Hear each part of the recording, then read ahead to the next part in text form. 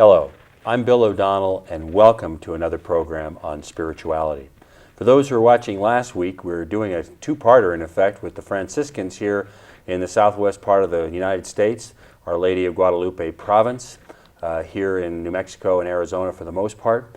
And today we're going to talk with some more Franciscans, one more and two of the others from last week, on the Franciscans here at the Cathedral. For many years, 79 to 80 years, St. Francis was ably represented at St. Francis Cathedral, the mother church of the Archdiocese of Santa Fe, by the Franciscan friars. And I know as a member of that community myself, I miss them here, and even though the secular priests are doing a great job there, we do miss the Franciscans at St. Francis Cathedral. So I've asked specifically to come in my former rector, Father Crispin Butz, from Santa Fe, and the second to last rector at the Cathedral, and we're missing Father Salvador Aragon, who was unable to be with us today, but he promised to be with us in spirit and keep us in prayer. Also with us is Father Larry Dunham, the current Provincial of Our Lady of Guadalupe, Provence, and his immediate predecessor, Father Gilbert Schneider, came all the way in from Arizona to do this. So welcome to all of you. Thank you, Bill. Okay, it's great. So I'm indebted to Father Crispen. I've been trying to get him to come in for a few years, and due to scheduling problems, we finally got around to doing it, so it's great to have you, Father Crispen. Good to be here, Bill. Okay. I came to Santa Fe and joined St. Francis Cathedral Parish, and Father Crispen was my rector, and even appointed me right away to the Interfaith Council to represent them, and I was honored to do that for many years. But there were so many changes that happened just in my short time while I was there, and he was the architect behind a lot of that, and he knows a lot of the history of the cathedral, so I'm especially pleased to have you here, Father Crispen. Good to be here, Bill. Okay, great. And I hope that you don't remember any of the confessions you've heard me say over the years, and you don't have to bring it up today. I recorded it. Good. That's good. Okay. Tell us a little about yourself and how you became a Franciscan to begin with, where you grew up. Well, I was born in Lafayette, Indiana, and I had a brother 2 years older who became a priest. Everybody asks, well, how did you get your vocation? If they visualize an angel or somebody tap me on the shoulder, I always tell them, well, I was jealous my brother was getting all the attention and I wasn't. Anyway, I like to point out with vocations, it's people and circumstances and things around you that really provide the vocation. You just got to be open to it. We had sisters who taught us in grade school, and of course they were very helpful as far as discerning vocations in the pupils before them. And we also had very active Franciscan priests in our parish in Lafayette, Indiana in those days. One even started a school city in the parish, you know, where the 8th graders were elected mayor and chief of police and consul. Very good training as far as civic participation and also religious vocation. But he told me, I think you ought to be a priest. Well, my brother went 2 years before I did, so I thought I'd better follow. Okay. And so the Franciscans were your primary input. You learned your Christianity, your Catholicism from them, and you went as a young man. That's right. And when did you come to the Southwest? 1954, so I've been here 51 years. They needed personnel out here. Somebody just died, Gilbert Wolfe, or somebody just passed away, so they needed somebody out here, so I was sent. In those days, you helped discern where you were going, but not completely. So now they're letting more input these days, I imagine. You want to confirm that? Okay, Father Larry Dunham is the current Provincial of Our Lady of Guadalupe, Provence, and so his boss, his servant of the servant here. Tell us what you've known, because you said that you actually served when you first came out here. You served at the cathedral yourself, didn't you? As a young priest, I was only ordained for 2 years, 3 years maybe. I was assigned out here and to the cathedral, particularly to have the care of be the administrator of Santa Clara, San Ildefonso, and Tesuque Pueblos. But I was also an associate at the cathedral, so in the mornings I did daily mass, taught in the school, had the local kids mass, and then went off to the pueblos for the afternoon and evening. So it was a pretty full. It was a there was a lot on your plate at the cathedral. But it was those years, it's still always, I mean, the cathedral was just such a going place. There was so much interaction. There was, there was poor people, and then there was very educated people, and there was political people, and there was just artists and everything. It was an incredible melting pot of such a great interest.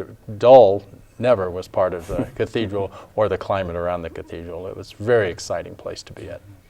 And Father Gilbert, you were the provincial during the last phase when the church reverted back to a diocesan parish. Tell us what your remembrances are of the cathedral as a provincial during that time. Well, it was one of our important ministries, that's for sure. It was a great support for us as a province. I was provincial when Archbishop Sheehan was named Archbishop of Santa Fe, and I felt obliged as soon as I met him or had a meeting with him. I said, "Do you want your cathedral back?" He said, "Oh my goodness, no." He said, "You continue there. We're very happy with you being there." And we were very happy being there. But as time went on, as a consul, as a provincial consul, we continued to discern all of our placements. And we always try to keep in mind one of the advices of St. Francis himself in one of his writings. He says, "Do not consider any place your own, even if you've been there for a very long time." And so gradually, as we consider the different assignments in the province, it seemed to be the movement of the Spirit that maybe it was time to move from the cathedral to allow it now to be ministered to by very able diocesan men, and the Archbishop, of course, himself. And so the Archbishop, in fact, when we did dialogue, he said, "Well, I don't want you to leave, but I do admire the reasoning that you're giving, which is that we feel like we're called to minister in the smaller communities and in the pueblos surrounding the cathedral and pueblos in the southwest." And he said, "I admire that decision. I know that cathedral is a good support for you financially, but I understand that is your calling, and so we accept that decision." And as I said, it was not an easy decision. However, we were very uplifted, I believe, by the reaction of the people themselves, that they began to understand where we were coming from and kind of supported us in trying to carry out our charism here in the Southwest. And so that's pretty much where we came from. And as I say, it was a hard decision to make, but the people themselves were very supportive in the execution of it. And we do miss being there, as well as you miss having us there. But as we've also said earlier, the spirit of Francis is in the Southwest, period. And the spirituality of Francis fits the Southwest very, very, very perfectly, and it's still there in the cathedral. Well, that's true. And Father Crispen, while you were there, I mean, there was a lot of work that had to be done, and you were the sort of the lead person for a lot of the upkeep and management of the actual building. Can you tell us a little about just refresh people's memory about the history of the cathedral and how it came to be, and why they named it for St. Francis? I really believe that there was a parochial church on that same site that was named St. Francis Church. And when Archbishop Lamy came in 1850s and it was made a diocese, he wanted a cathedral like they had in Europe. So he brought over a French architect and Italian stonemasons and produced the building that they have there. They built it over the old adobe church and took the adobes out the front door. And as a consequence, the building wasn't on a real good foundation, and one of our Franciscan rectors, I guess Father Theodosius, in the 1930s started to see deterioration in the building. So he had concrete poured underneath the foundation and tie rods through the ceiling. You see those tie rods up there in the ceiling yet, and really saved the building, which is very beneficial that he did. And then when I came, the Archbishop called me and asked me if I would go there, and I said, okay. he said, well, we're going to have some building to do. So we secured an architect and had a real good committee on the planning for the renovations of the cathedral. And Father Angelico Chavez, one of our forebears here, had very, very good ideas. In fact, the reredos that you see in the back of the cathedral sanctuary was really a product of his imagination, where we would have a saint's picture there of the Americas, both North and South America, and from the eastern part of the country to the west part of the country. So That's the altar screen behind the altar. Yeah. That was Father Angelico's really research and imagination. Yeah. And the bronze front doors with different events that happened during the course of the last 200-300 years at the cathedral and in this area. So it was really a labor of love. I really appreciate doing that at the cathedral. And the outbuildings, if you remember, that whole area wasn't in very good shape when, at that time, the Archdiocese headquarters had moved to Albuquerque. They had used the building that we converted into a museum as the diocesan offices for a number of years, and of course they were inadequate. The whole territory was growing, so they moved the headquarters of the Archdiocese to Albuquerque. And that building used to be where Archbishop Lamy used to live. That was his residence. There. In fact, that garage, or the parking garage or area there was really Lamy's garden. Yeah. And that's one reason why it wasn't touched for so many years. They had such a respect for Archbishop Lamy and that garden. They were going to try to preserve it in some way, but with the growth of the city, some of those things are not very practical anymore. Mm-hmm. They would not permit those buildings to be torn down. The office where we have our present office at Cathedral was Archbishop Lamy's headquarters, and then there was a connecting building to what is now the museum, and the museum was really his living quarters at one time. Mm-hmm. So when you came, had you done a lot of building yourself or been involved with those kind of projects?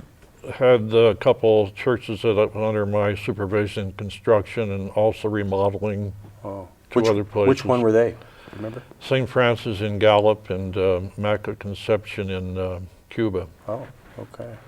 Then we renovated a church in Bloomfield and did some reconstruction work in Grants. So you were the man. That's what they said. Yeah. So the buck ended here, so to speak. Yeah. Well, that's great. Well, as I said before, the Franciscans are sorely missed. Monsignor Jerome is doing a fabulous job over there, and some continue in a lot of things that you guys did. What can you tell us about some of the early? Now, how did the Franciscans come originally to the cathedral? Can you tell us that story? I believe it was the Vicar General when the previous Archbishop passed away. I don't remember his name. One of our Franciscans was appointed bishop by the Holy See to the Santa Fe Archdiocese. And the Vicar General then was Fortescue, I believe. He recommended that the new bishop get friars to staff the cathedral, which he did. Our St. John the Baptist province had been out here since about 1898, first coming particularly for the Navajo reservation. Okay, because the previous Franciscans were coming from Spain and then Mexico, correct? Well, Spain really, the Franciscans from Spain really set the tone. Mm-hmm. But when Spain lost influence in the New World at the end of the 1700s, beginning of the 1800s, and there were no more Franciscan friars coming over from Spain. So it was taken care of more or less from dioceses in Mexico. Mm. But then as the United States expanded and the area grew, the Holy See saw fit to make Santa Fe its own diocese. And, and then in 1920, they invited the Franciscans to staff the cathedral, which lasted till 2000. And that was Archbishop Dagan? Dager, yeah, who was a Franciscan, and first Franciscan made a bishop out here, I guess. Then, mm-hmm. One of the subsequent rectors, Father Espalagi, was made the first bishop of Gallup, but he had been rector to the cathedral. in the 1920s, I believe. And a lot of people don't realize the history that so many other subsequent dioceses have come out of the Archdiocese of Santa Fe. Is that not correct? That's correct. Phoenix, Denver, Tucson, Gallup, Las Cruces, those are all former territories that the Santa Fe Archdiocese included. Okay. What else can we tell the folks?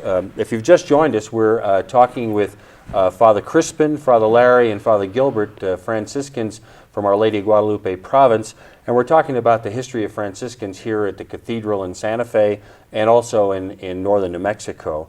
And what else can we tell? Father Crispen brought a few of these books, and he recommends, for those who are interested, Lamy of Santa Fe by Hogan and some others that will give a more detailed information. And you can also go to the Cathedral. They have books there in their gift shop, I believe, on the history of the Cathedral. Father Angelico's written the history of the cathedral, and I'm sure they have it in booklet form at the... Yeah. I tried to get Father Angelico to come on the show once before, but he refused to come down, but he did tell me some wonderful stories about his life. And you don't think of Franciscans as being combat chaplains. I mean, landing on the beaches of Normandy, if I'm not mistaken. That sounds a little, you know, Francis, of course, did he have a military background? I can't remember. He made an attempt to have a military background and wanted to join the war with the neighboring town in the towns were at war called Perugia. But it was involved in that experience where he became sick, had to return home, and the loss of a military career then allowed the Lord to speak to him, to call him to be in the service of the great king, and not just of the local military, political, whatever. And so the call of the great king was his first inkling, and it gradually, germinated in him. And how often that seems to happen, where your plans go astray, but the Lord's plans and take over. And I'm sure we're all thankful that they did. One of Father Angelico's military capes was made into a dress for the La Conquistadora statue. Oh, is that right? They have it in her. I'll have to check on that.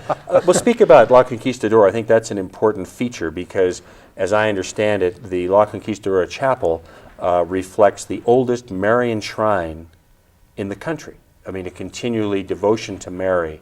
Is that not correct? That's correct. Evidently, the Spanish fathers, when they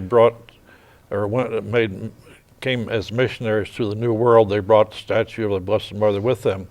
And it's interesting to note, I was ministering to a Filipino lady, and she said they had practically a replica of that same statue in the Philippines.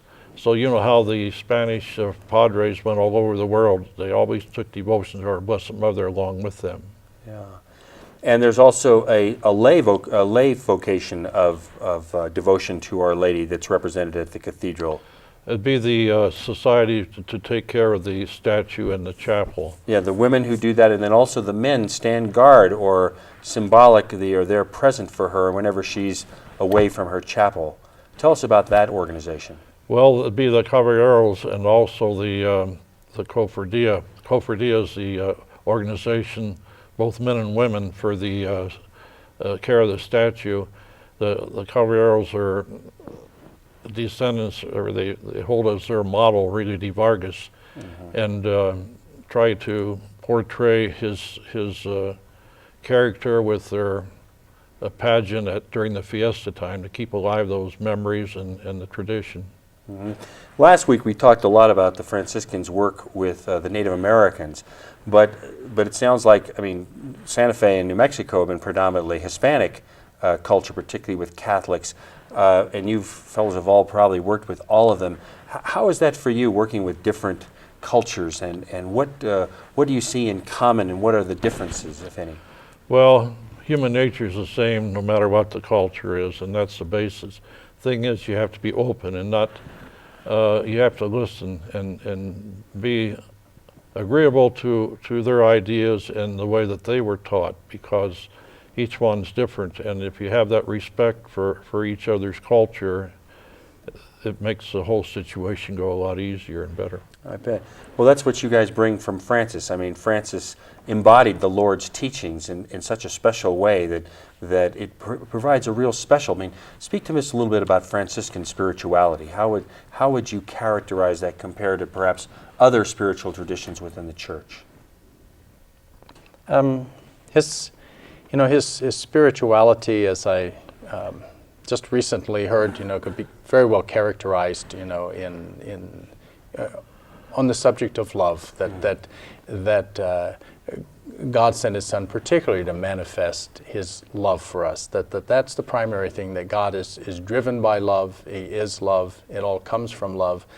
And that Franciscan spirituality is more God demonstrating His love than coming to do anything for us. More, it's to truly reveal the life and love of the Father that's always there. And so Francis would see God's love, His creation, which is that generative part of God is generated, it's out of love, and that all of creation, which is people, that's why Francis is always portrayed as patron of animals, his fountains and birds, and speaking to all kinds of creatures, would be at peace and very calmed by his voice, and that all creation, Mother Earth, to every single little thing, reminded Francis of God, and he could see God in every animate thing, and particularly in every human being. Boy, we need that today, don't we? People tend to forget that about it. They're so busy with their everyday activities, but it seems to me that that's what the Church really provides, is that sense of presence, a spiritual reality beyond what we're faced with day in and day out. But in your guys' life, I mean, talk about a little bit about that. How has it changed you becoming a Franciscan, taking on the habit? How does it change? Becoming a Franciscan, how does it change the man or the woman underneath the habit? What happens within your own lives? Who'd like to talk about that? I guess as we were talking about Francis' spirituality, the thing that comes to mind always is he's accredited with starting a Christmas crib, as you know, which is so common to us today. That was in around 1220, I guess, when he had a live crib to celebrate a Christmas. And it always just overwhelms me. For 1,200 years, nobody ever thought of that. But that shows the practicality, I think, of Francis' spirituality. And perhaps that applies to us too. We are who we were. Our backgrounds are the same, and that we were where we grew up and so forth. But we try to bring then this spirituality and the practical emphasis of Francis to make our practical background, wherever we come from, to bring that to spirituality. And I think that's the genius of Francis, that we are who we were, but we now bring that in a redeemed way, you might say, and allow the Spirit to touch who we already were. The way of the cross is a Franciscan devotion primarily also, and it originated through Francis. He wanted to, it was the time of the Crusades, and many people were going to the Holy Land. Francis realized they couldn't do that, so he conceived this idea of the stations, of making visits to pictures of our Lord and His sufferings, and it took hold. People really could visualize the sufferings and death of our Lord by this devotion that Francis, you might say, started at that time. And it's you find the stations in almost any church you go into anymore. People forget that. I mean, Francis emphasized and emulated the best qualities of Jesus as God becoming a human being, and we forget what the benefits are in that tradition. I mean, there are a lot of people perhaps watching today that don't share in that Christian faith because they don't know what the benefits are to them and how it can actually help you in your everyday life to incorporate that, or try to incorporate those teachings inside of you and in your dealings with other people. But my experience with you guys and with the Franciscans that I've seen is you guys seem to do that every day. I mean, every day you get up and you're there for people in that way, in that spirit of Francis. Is that a fair statement to make in your lives? Yeah, it's very fair. Okay. Tell us about the new people who are coming to the Franciscan order, men and women. What can you say? If you were talking to people and they said, "What's it like to be a Franciscan?" Today in this modern world? What would you tell them? I tell them it's very exciting. It's an adventure. There is so much to do because Francis didn't box his followers in to say we are going to do this particular thing or we're going to put our focus on this thing. All he said was that our focus is the gospel, and that's timeless, and so that's always adventurous. And so anything that Franciscans are involved in, any work that we're involved in, is Franciscan work, so that all of God's creation is open to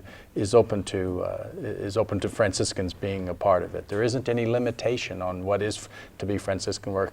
If it's spreading the gospel, if it's living the gospel, and it begins in, for us, it begins in fraternity, it begins in living as a community, and flows out of that. That's Franciscan, and so.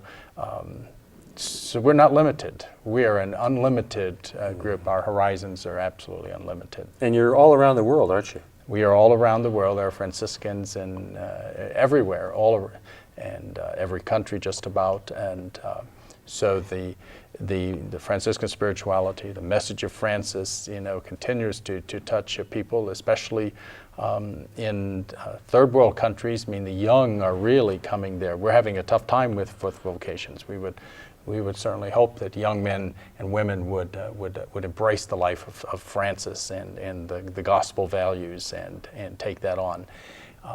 And it's very edifying to see in Africa and in Asia, young people just flocking to be a servant, to serve the gospel and to serve the gospel in all men and women, whoever they are, wherever they're at.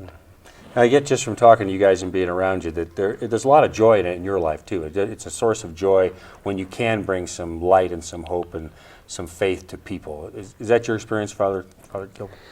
Yes, I think that was one of the things that made Francis so attractive, that he was, despite all of his own physical illnesses and the suffering that he inflicted on his body, he was still a very joyful person. And he's characterized as picking up two sticks and playing like he's playing a violin and dancing.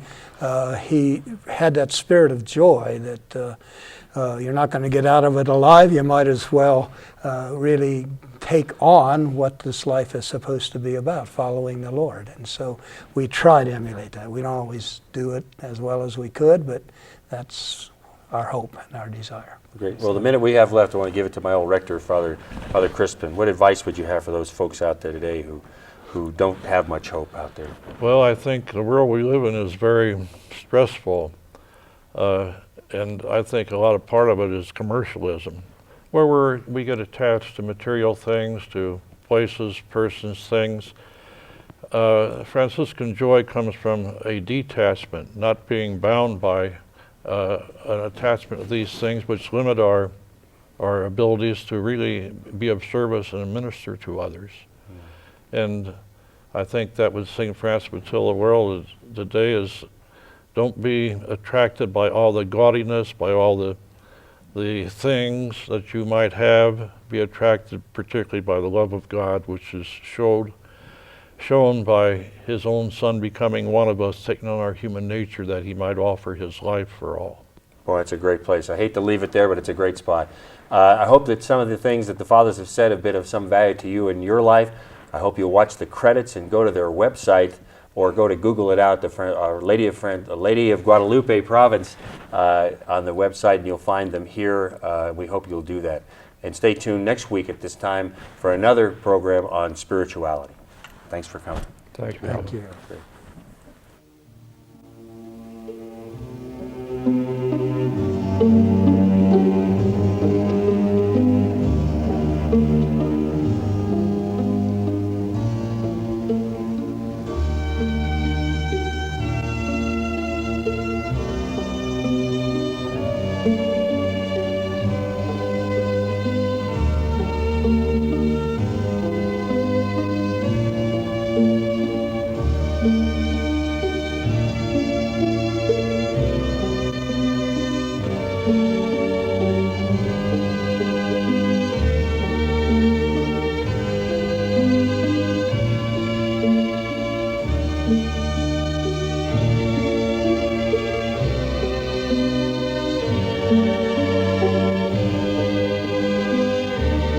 you.